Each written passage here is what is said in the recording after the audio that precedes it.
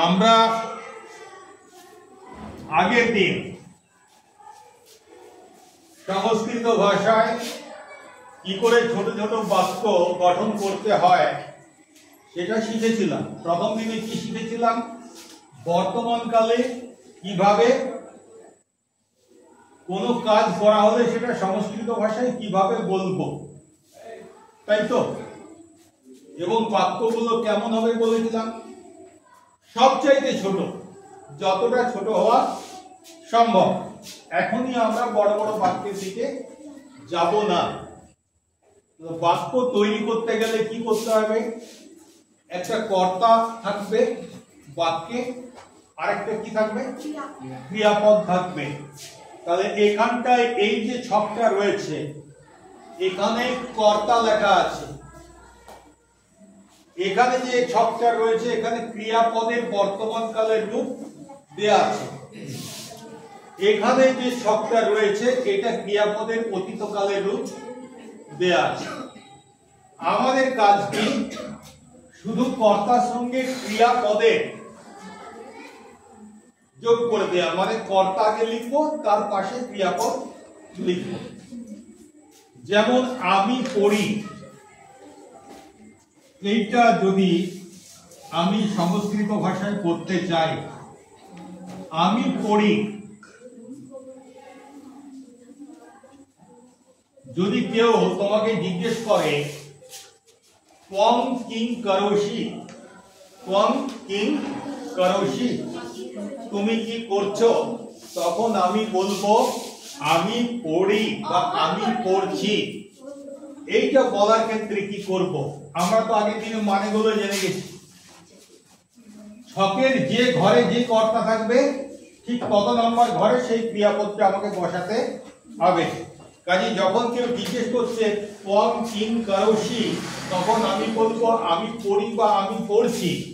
আমি এখানে সংস্কৃত কি আছে? অহম।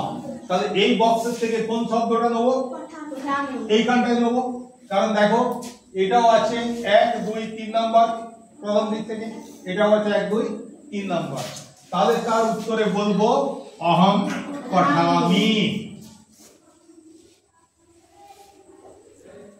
আচ্ছা, প্রথম দিনে তোমাদেরকে আমি বলেছিলাম যে কখনো কখনো ময়া হাসন্তটা ময়া হাসন্ত থেকে যায়, আর কখনো কখনো ময়া হাসন্তটা অনুস্বার হয়ে যায়। কোথায় ময়া হাসন্ত থাকবে, কোথায় অনুস্বার হয়ে যাবে, এটা তোমাদেরকে পরে জানাবো বলেছিলাম। আজকে জানিয়ে দিচ্ছি, মন দিয়ে শুনে রাখো। যদি ময়া হাসন্ত দেয়া, মানে শেষে ময়া হাসন্ত আছে এরকম কোন শব্দের পরে যদি ব্যঞ্জন বর্গ থাকে, তাহলে ময়া হাসন্তটা অনুস্বার হয়ে যায়। কি বললাম?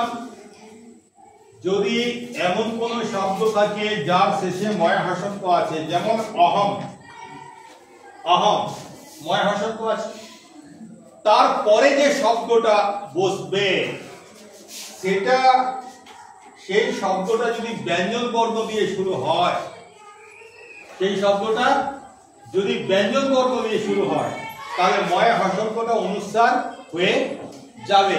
তাহলে এই যে আমি লিখলাম অহম পঠামি, এই পটা স্বরবর্ণ না ব্যঞ্জন বর্ণ? তাহলে কি হওয়া উচিত?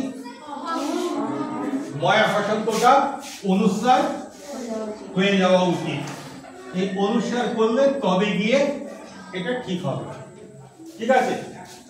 তাহলে আমি এক একজনকে ধরবো, বাংলাটা বলবো, তোমরা সংস্কৃতে বলবে।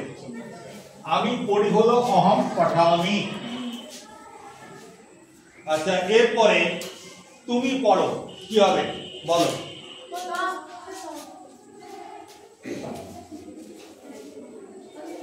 হ্যাঁ, ত্বং পঠসি। এখানে এই ঘরটা যেহেতু আছে, এই ঘরটাই দিলাম। তাহলে তুমি পড়া হবে ত্বং পঠসি।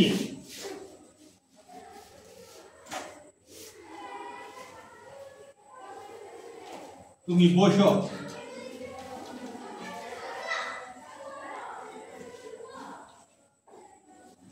আচ্ছা, এখানটায় দেখো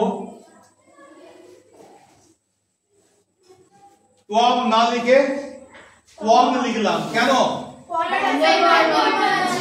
পরে ব্যঞ্জন বর্ণ আছে এইজন্য ময় হর্ষণটা অনুস্বার হয়ে গেল। এবারে বলো সে পড়ে, হাত তোলো, সে পড়ে বলো। হ্যাঁ হ্যাঁ হ্যাঁ হ্যাঁ সহ পঠতি, সহ এখানে আছে, এটা এখান থেকে নিতে হবে, তাহলে সহ পঠতি বসো, সে পড়ে।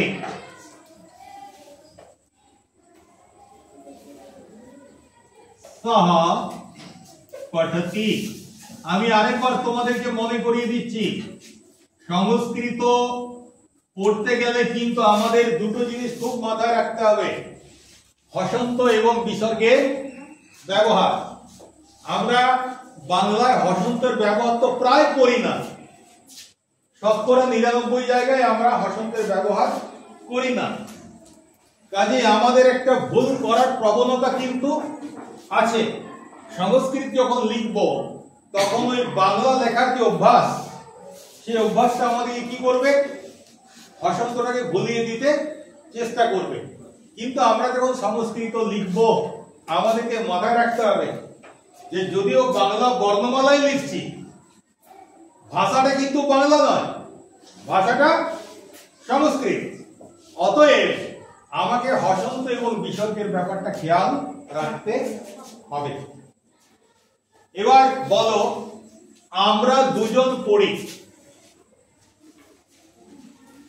চিন্তা, আমরা দুজন পড়ি আবাম পঠাবহ, পঠাবহ। আচ্ছা এটা ঠিক হয়েছে তো নাকি? কেন ঠিক হয়নি? হ্যাঁ, কারণ পটা ব্যঞ্জন বর্ণ আছে, তাহলে মটা আমাদের অনুস্বার হয়ে যাবে। বসো, তোমরা দুজন পড়ো।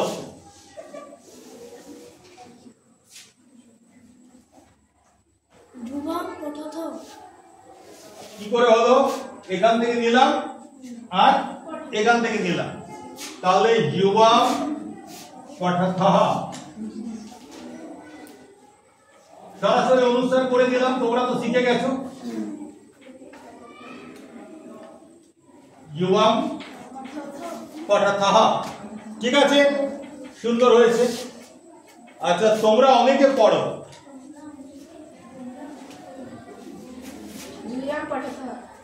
যুয়াম নয়, ইউয়াম, ইউয়াম পঠতঃ, ইউয়াম পঠতঃ।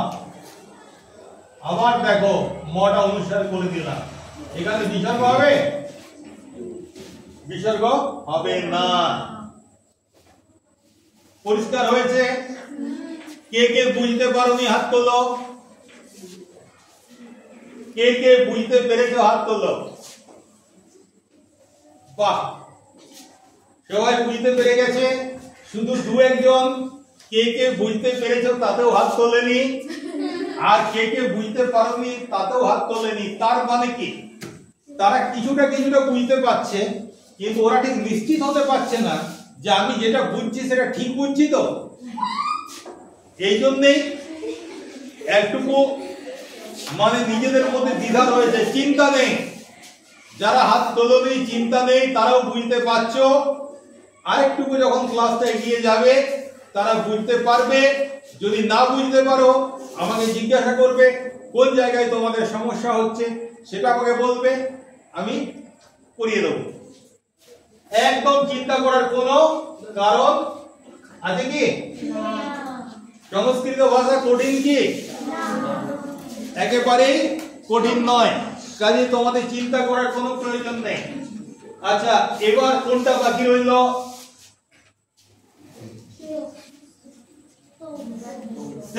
সে পড়ে, কি হবে? সহ পঠতি, তারা দুজন পড়ে।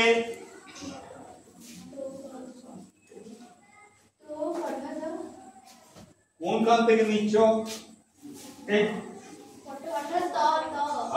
পঠতঃ তৌ পঠতঃ। বসো। তারা অনেকে আছে, তারা অনেকে পড়ে।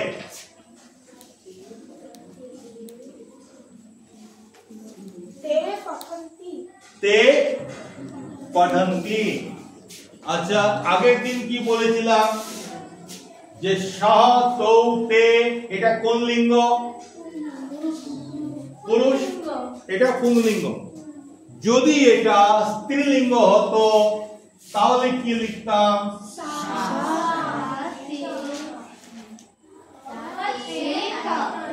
সা তে তাহা। তাহা তো একার বিসর্গ তাহা। তার মানে যাদের কথা বলা হচ্ছে তারা স্ত্রী, তাই তো?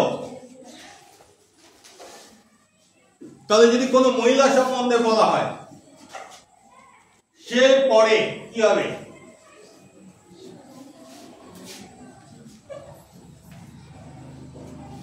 সা পঠতি। দুজন মহিলা আছে, দুজন মহিলা পড়ে, তারা দুজন পড়ে, কি হবে? নূতন হাত উঠছে কই?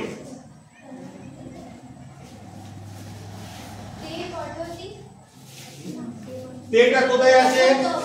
এখানে আছে। কোনখান থেকে নেব? তাহলে কি হবে উত্তরটা? তে পঠতঃ।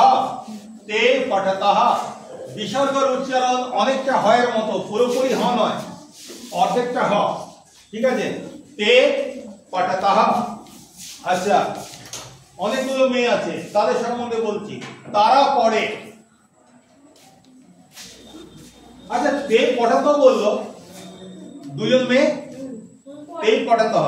আচ্ছা, তারা মেয়েরা অনেকে পড়ে, সেই তারা পড়ে, তখন কি হবে? তাহা।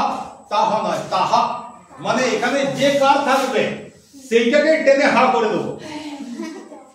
সাহ, সাহা, সিহি, সুহু, সেরকম তাহা। ঠিক আছে? তাহা পঠন্তি। পরিষ্কার? এইবারে এই ঘরটায় কে কে থাকতে পারে বলেছি। এই যে পুরো এই সারিটায় প্রথম পুরুষে কে কে থাকতে পারে? আমি, আমরা, তুমি, তোমরা বাদ দিয়ে সারা বিশ্ব ব্রহ্মাণ্ডের যে কেউ থাকতে পারে। আমরা একটা শব্দরূপ ইতিমধ্যেই করে নিয়েছি, যাদের মনে নেই তাদের এইটুকু শুধু মনে থাকবে। নরহ, নরৌ, নরহা, এইটুকু মনে থাকবে তো? এইটা হচ্ছে একবচন, এইটা হচ্ছে দ্বিবচন, আর এইটা হচ্ছে বহুবচন। তাহলে বলো, মানুষ কি পড়ে, কি হবে? বৃষ্টি।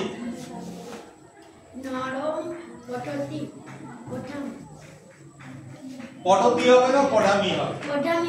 কেন পঠামি হবে?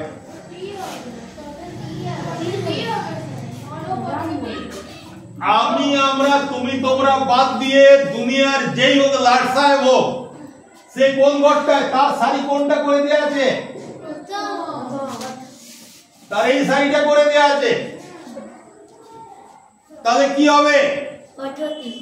তাহলে নরহ পঠতি, নরহ পঠতি। বুঝো, দুজন মানুষ পড়ে।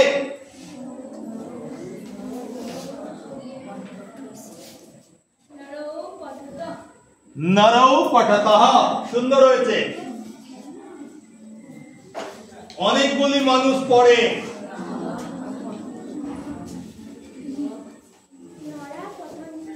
নরা নয়, নরহ পঠন্তি, নরহ পঠন্তি। আচ্ছা, আমি আগের দিন কি বলেছিলাম? এটা মুছে দিই, এগুলো মুছে দিই। আগের দিন কি বলেছিলাম যে নর শব্দটা কেন আমরা পড়ছি?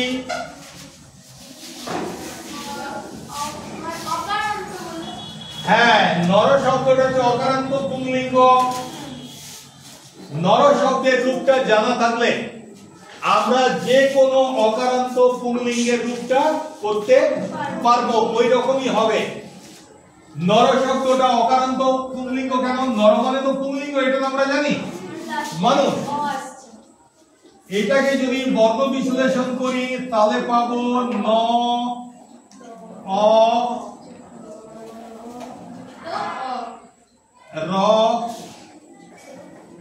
অ, শেষে কি রয়েছে? অ রয়েছে। তাহলে যতগুলো পুংলিঙ্গবাচক শব্দ আছে যাদের শেষে অ আছে তারা সবাই, তাদের সবার রূপ এইরকম হবে। যেমন ধরো, তোমরা কি ছাত্র? তো তাহলে একজন ছাত্র হলে কি বলবো? ছাত্র। দুজন ছাত্র হলে কি বলবো? অনেক ছাত্র হলে কি বলবো? ছাত্রাহ। ঠিক আছে, ছাত্র ছাত্র ছাত্র। যদি হাতি, হাতি হচ্ছে গজ, গজ, সেটা কি হবে? গজহ গজৌ গজাহ। মানে গজ মানে একটি হাতি, গজৌ মানে দুটি হাতি, গজাহ মানে অনেকটি হাতি। অজ মানে ছাগল, অজ মানে ছাগল। অজহ অজৌ অজাহ। অজৌ মানে একটি ছাগল, অজৌ মানে দুটি ছাগল, অজাহ মানে অনেকগুলো ছাগল। আচ্ছা, একটা খুব গুরুত্বপূর্ণ বিষয় বলি। জনকহ জনকৌ জনকাহ। জনক মানে কি? পিতা, একজন বাবা। জনকৌ মানে দুজন বাবা। জনকা মানে অনেকগুলো বাবা। এবারে আমাকে তোমাদের মারা উচিত, বাবা তো একজনই হয়, তাহলে জনকৌ মানে দুজন বাবা মানে কি? বাবা এবং মা যদি একসঙ্গে থাকেন, বাবা মা, তখন আমরা জনকৌ বলতে পারি। ঠিক আছে, বাবা এবং জেঠু যদি একসঙ্গে থাকেন, বাবা এবং কাকা যদি একসঙ্গে থাকেন, আমরা জনকৌ বলতে পারি। মানে পিতা এবং পিতার মতো সম্মানীয় যারা, তারা যদি থাকেন তখন দ্বিবচন এবং বহুবচন হয়, এটা মাথায় রাখবে। অনেকে প্রশ্ন করতে পারে জনকৌ মানে কি? জনকৌ মানে বাবা এবং মা। জনকৌ মানে কি? জনকৌ মানে বাবা এবং কাকা। জনকৌ মানে কি? জনকৌ মানে হচ্ছে বাবা এবং জেঠা। ঠিক আছে, এটা মনে থাকবে তো? তাহলে আজকেও কিন্তু আমরা শুধুমাত্র বর্তমান কালটা করলাম, অতীত কালটা হলো না। অতীত কালটা কি চট করে নিতে পারবো? আচ্ছা, আমি পড়েছিলাম, এটা অতীতকালে চক। আমি পড়েছিলাম, বল অহংটা কোথায় আছে? এই ঘরটায় আছে, তাহলে এই ঘরটা দিতে হবে। আমি পড়েছিলাম অহং অপঠম। এইখানে দেখো, এইখানে অহংটা কিন্তু অহমই থাকবে, অহং হবে না। কেন? কারণ তারপরে স্বরবর্ণ আছে।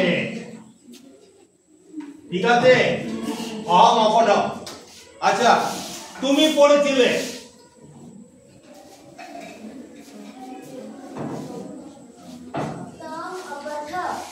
ত্বং অপঠা। সুন্দর। সে পড়েছিল,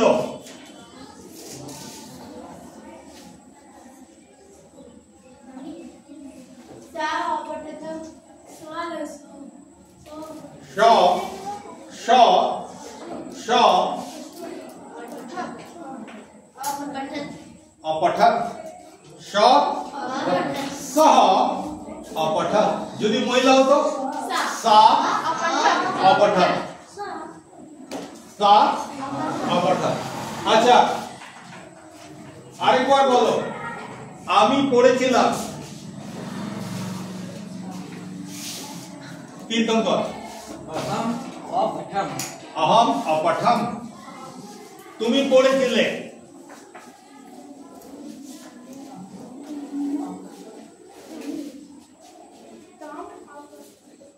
তোম अपठ যে ঘরটায় যেটা আছে ঠিক আছে সে পড়েছিল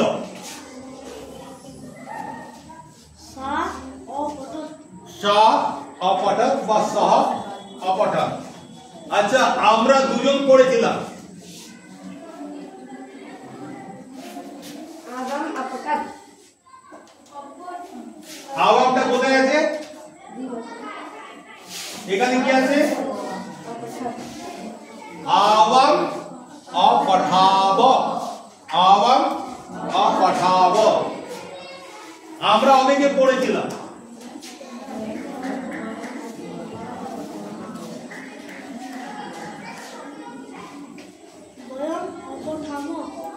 বয়ম अपठाम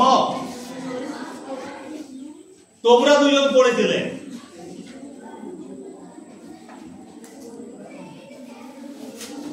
বৃষ্টি युवम अपठतम युवम अपठतम युवम अपठतम তোমরা অনেকে পড়েছিলে নতুন হাত উঠছে কই युयम अपठत युयम अपठत আমি পড়েছিলাম একবার হয়ে গেছে এটা দুবার হয়েছে এটা তিনবার হচ্ছে আমি পড়েছিলাম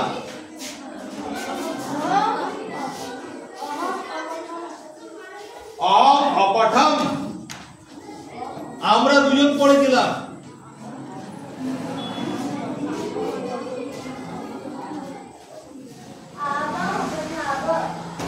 আমরা অনেকে পড়েছিলাম সবাই মিলে বলো মনে থাকবে খাতায় লেখা হয়ে গেছে পট বাদ দিয়ে পটের পরিবর্তে লিখ ধাতু দিয়ে তোমরা ঘরে কালে পড়ে নিয়ে আসবে লিখতি লিখতা লিখন্তি লিখসি লিখতা লিখতা লিখামি লিখাবাহ লিখামাহ অতীতকালটাও করবে হ্যাঁ